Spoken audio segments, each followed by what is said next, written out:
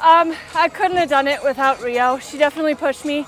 My strategy last week definitely didn't work for me. Like, I went out way too fast. So I decided to go out with Rio, and her and I would work together, and just by the end of the race, what I felt like, just go for it. And I felt really good. So, and our splits were great.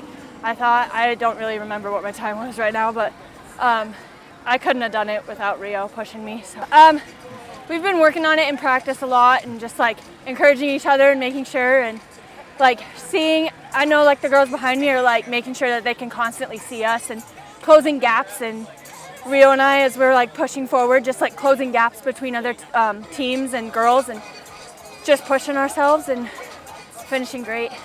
This race definitely, it's like mid-race season. We have 4 meets left, so it's great. I mean, we're already seeing such improvements, so we know that we can improve more. We go to Colorado next week. I've never been there, so it's going to be a tough course, and I'm really excited to go see it. It's going to be big, and yeah. It's great advantage because we practice on here at least once a week, so we know like everything about this course. We know how far we have left on a certain K, and just like in the race in general, and where the hard parts of the course are. So we know that when there's nobody cheering on those tough parts, we know that we got to push ourselves mentally and physically. Yeah, you could tell they were working together out there, and you kind of have to if your teammates can stay together like that. It really helps push each other. And this is the first time they've run the 6K distance this year, so I think they're off to a pretty good start for the kind of the postseason.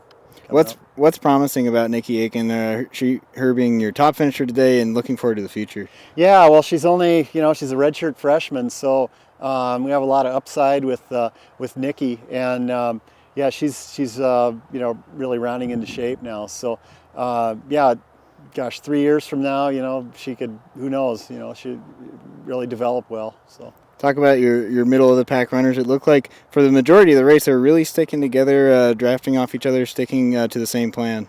Yeah, our first 4 are running pretty well together, and then we have a gap, and then between our 4th and 5th runner, which we really have to kind of shore up. That's going to be really important in these bigger meets, because they can be a lot of finishers between your 4th score and your 5th score. Could really inflate your point total. So we've got to get those freshmen to move up, and that's who's back there. A lot of freshmen, and really inexperienced. But if we're patient and keep training and sticking with the program, hopefully they'll move up. So. What's the plan for the women moving forward? Several more races till the conference championships, and then you'll be back out here for the regional. Yeah, we got a tough meet next week at University of Colorado. It's on a tough course at altitude against a lot of good Division II schools. So that'll be another type of race down there. It's kind of hilly, so it'll be a tough week, but a good workout for them. And then we're going to do a little tune-up meet in early October. And then we've got a week off, and I think we'll be ready to go for conference, and then we take another week off and then hit the regionals back here. So that's the plan, to just kind of get tuned up during the month of October.